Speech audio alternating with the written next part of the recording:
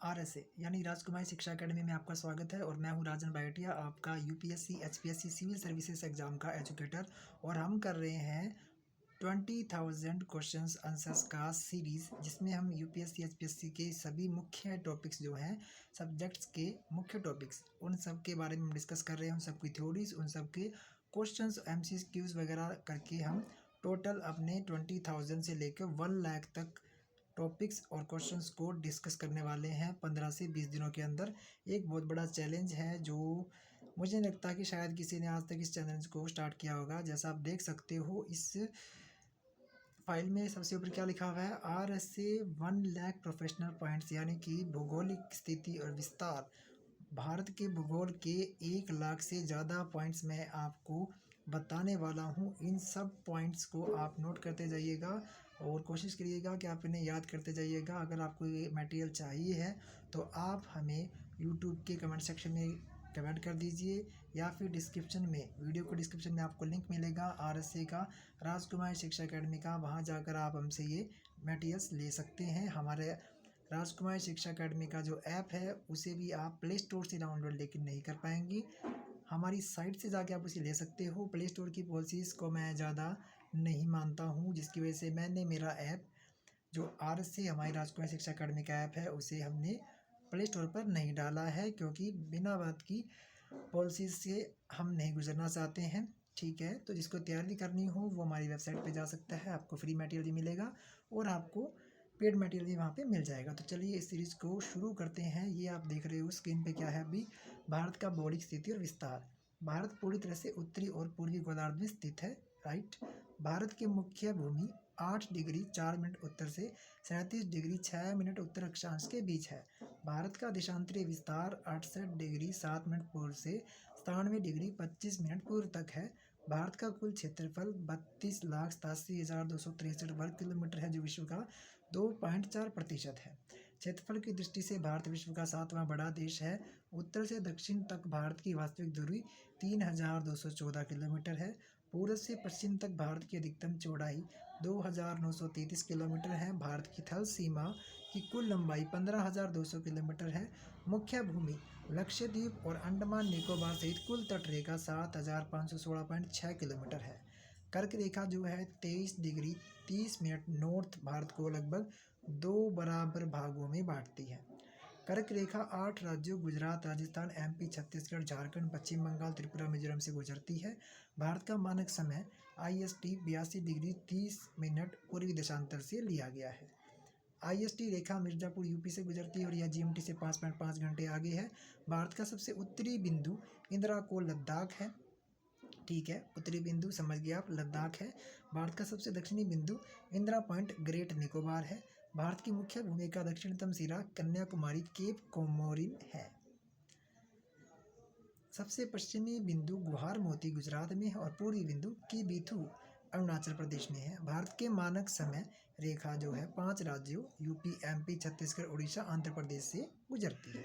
ठीक है, ये 2 प्रश्न मैं आपके आगे छोड़ के जा रहा हूँ। भारत के उन राज्यों के नाम बताएं जिनसे कर्क रेखा मानक समय रेखा दोनों गुजरती है, और भारत के देशांतरी विस्तार के कारण पूर्व और पश्चिम के समय में कितना अंतर है।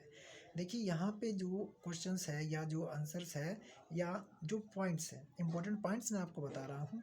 स्लाइड्स के साथ में जो वीडियोस हैं वो भी आपको हमारे चैनल पर मिल जाएगी। इन ही पॉइंट्स की स्लाइड्स की वीडियोस जो है उन्हें आप अलग से हमारे चैनल पे ही देख सकते हैं। आरएससी राजकुमारी शिक्षा अकेडमी की वेबसाइट और ऐप पर जाकर भी देख सकते हैं।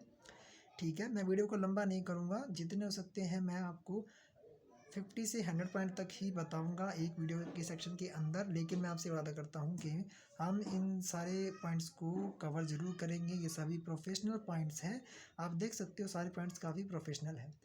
अगले पे चलते हैं, अगला जो क्वेश्चन, इस पे चलते हैं हम, सॉरी अगला जो क्वेश्चन क्या है, अगले जो पॉइंट है उन पे चलते हैं। भारत की सीमाएं और पड़ोसी देशों की अगर हम बात करें तो भारत की सबसे लंबी अंतर्राष्ट्रीय सीमा जो है बांग्लादेश है, जो 4,096.7 किलोमीटर के साथ है।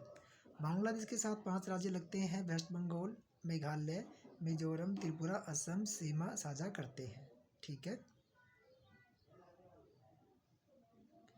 चीन के साथ भारत की जो सीमा है वो मैकमोहन रेखा से कहा जाता है, 3,488 किलोमीटर है।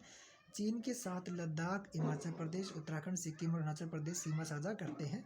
पाकिस्तान के साथ भारत की जो सीमा है रेड क्लिफ कहलाती है, रेड क्लिफ रेखा कहलाती है। 3,323 किलोमीटर इसकी लंबाई है। पाकिस्तान के साथ गुजरात, राजस्थान, पंजाब, जम्मू कश्मीर और लद्दाख सीमा बनाते हैं। नेपाल के साथ 5 राज्य यूपी, उत्तराखंड, बिहार, वेस्ट बंगाल, सिक्किम सीमा साझा करते हैं। म्यांमार के साथ अरुणाचल प्रदेश, नागालैंड, मणिपुर और मिजोरम की सीमा लगती है।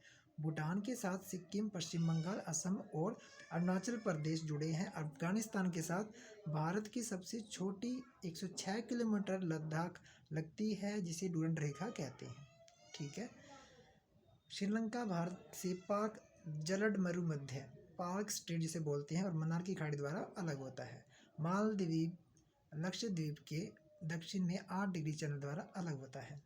म्यांमार और भारत के बीच अराकान योमा पर्वत श्रृंखला सीमा बनाती है।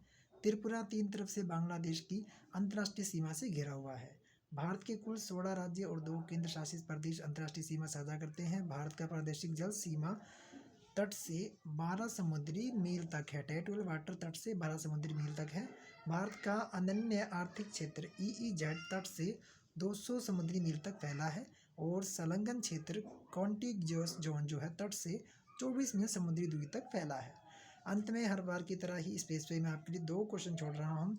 कौन सा भारतीय राज्य 3 देशों नेपाल, भूटान, चीन के साथ सीमा बनाता है और भारत और श्रीलंका के बीच स्थित प्रमुख द्वीपों के नाम क्या है। अगले पार्ट पर चलते हैं। अगला पार्ट हमें क्या बताता है? अगला पार्ट हमें बताता है भारत की भूगर्भीय संरचना के बारे में हमें ये बताता है। तो भारत की भूगर्भीय जो सीमा है, भारतीय प्लेट मूल रूप से प्राचीन गोंडवाना लैंड का हिस्सा थी। आर्कियन चट्टानें भारत की सबसे पुरानी चट्टानें हैं, जैसे बुंदेलखंड नीस। धारवाड़ क्रम की चट्टानें जो है धात्विक खनिजों जैसे लोहा, सोना के लिए प्रसिद्ध है। कुड़प्पा क्रम की जो चट्टानें हैं उनमें चूना पत्थर और बलुआ पत्थर प्रचुर मात्रा में मिलता है। विंध्यन चट्टानें जो है भवन निर्माण सामग्री और हीरा पन्ना गोलकुंडा के लिए प्रसिद्ध है। गोंडवाना क्रम की चट्टानें भारत के 98% कोयला भंडार का स्रोत है। दक्कन ट्रैप का निर्माण क्रिटेशियस काल में ज्वालामुखी दरारी उद्वेतन से हुआ।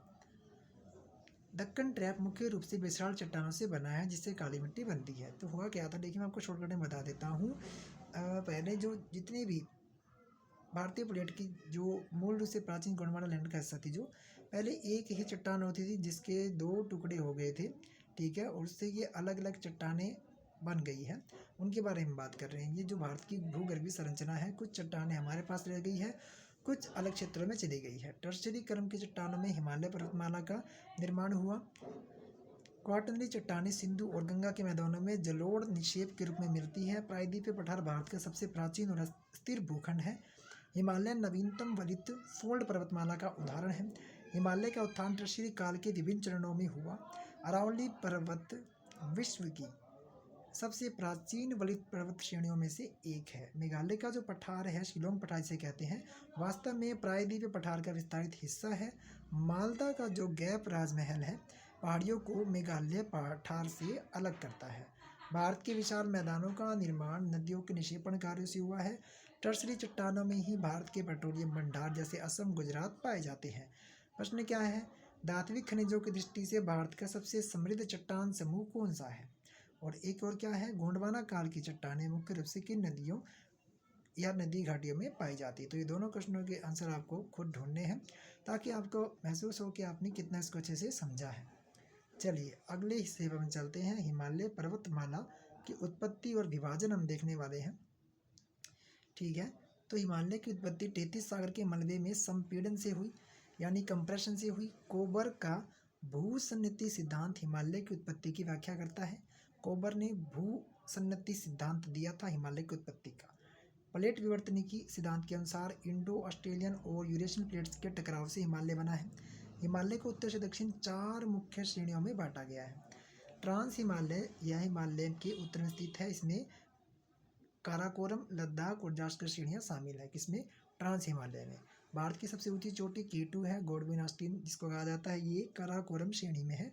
महान हिमालय, अगर हिमाद्री की बात करें, यह सबसे ऊंची और सतत श्रेणी है। विश्व की सर्वोच्च चोटी माउंट एवरेस्ट 8,848.86 मीटर महान हिमालय में है। ठीक है, कंचनजंगा और नंगा पर्वत, नंदा देवी और नामचा बारहवां महान हिमालय की प्रमुख चोटियाँ है मध्य हिमालय। यह महान हिमालय के दक्षिण में स्थित है। पीर पंचाल, धौलाधार और महाभारत श्रेणियाँ मध्य हिमालय का हिस्सा है। प्रसिद्ध पर्यटन स्थल शिमला, मसूरी, नैनीताल मध्य हिमालय में स्थित है। शिवालिक बाह्य हिमालय है। यह हिमालय की सबसे दक्षिण और नवीनतम श्रेणी है। शिवालिक और मध्य हिमालय के बीच की घाटियों को दून, देहरादून और द्वार कहते हैं। ठीक है। हिमालय की चौड़ाई पश्चिमी लद्दाख और अधिक और पूर्व अरुणाचल में कम है। मुख्य सीमा भ्रंश मेन बाउंड्री फॉल्ट मध्य हिमालय को शिवालिक से अलग करता है। मुख्य केंद्रीय शेप एमसीटी महान हिमालय को मध्य हिमालय से अलग करता है।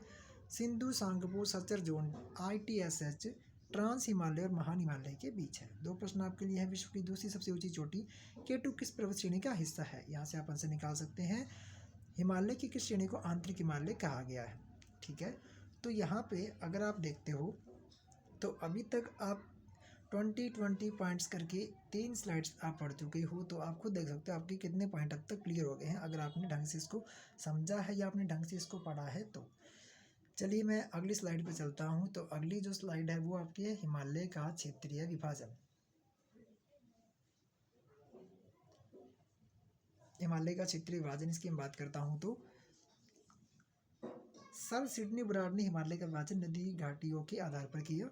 पंजाब कश्मीर हिमालय सिंधु और सतलुज नदियों के बीच का भाग है। इसकी चौड़ाई अन्य भागों की तुलना में सबसे अधिक है। कुमाऊं हिमालय जो है सतलुज और काली नदियों के बीच का भाग है, ये उत्तराखंड में है। नंदा देवी, केदारनाथ और बद्रीनाथ चोटियाँ इसी भाग में स्थित है। नेपाल हिमालय काली और तीस्ता नदियों के बीच का भाग है। यह हिमालय का सबसे लंबा 800 किलोमीटर और सबसे ऊंचा खंड है। असम हिमालय तीस्ता और दिहांग ब्रह्मपुत्र नदियों के बीच का भाग है। पूर्वांचल की पहाड़ियाँ हिमालय का दक्षिण की ओर मुड़ा हुआ हिस्सा पूर्वी सीमा है। पटकाई बूम, नागा पहाड़ियाँ, मणिपुर पहाड़ियाँ और मिजो पहाड़ियाँ पूर्वांचल का हिस्सा है। हिमालय पश्चिम में सिंधु गार्ज और पूर्व में दिहांग गार्ज के पास तीखा मोड़ लेता है। इन मोड़ों को सिंटेक्सियल बैंड अक्ष संघीय मोड़ कहा जाता है। सिंटेक्सियल बैंड कहा जाता है। कश्मीर घाटी पीर पंजाल और महान हिमालय के बीच स्थित है। करेवा मिट्टी कश्मीर घाटी में पाई जाती है जो केसर की खेती के लिए प्रसिद्ध है। जोजिला दर्रा महान हिमालय में है जो श्रीनगर को लेह से जोड़ता है। शिपकीला दर्रा हिमाचल प्रदेश में है जिससे सतलुज नदी भारत में प्रवेश करती है। नाथुला और जलेपला दर्रे सिक्किम में स्थित है। बोमडीला दर्रा अरुणाचल प्रदेश को तिब्बत लासा से जोड़ता है। 2 प्रश्न आपके लिए हैं। फूलों की घाटी हिमालय के किस क्षेत्रीय विभाजन में स्थित है? और डफला मेरी, अबोर और मिशमी पहाड़ियाँ किस राज्य में स्थित है? तो इस वीडियो में आपको मैं इतना बता रहा हूँ। अगली वीडियो के लिए आप वेट कीजिए। चैनल को सब्सक्राइब कीजिए, लाइक कीजिए, शेयर कीजिए। जो कुछ आप चेंजेस चाहते हो, स्टडी मटेरियल चाहते हो तो कमेंट कर दीजिएगा। थैंक्स।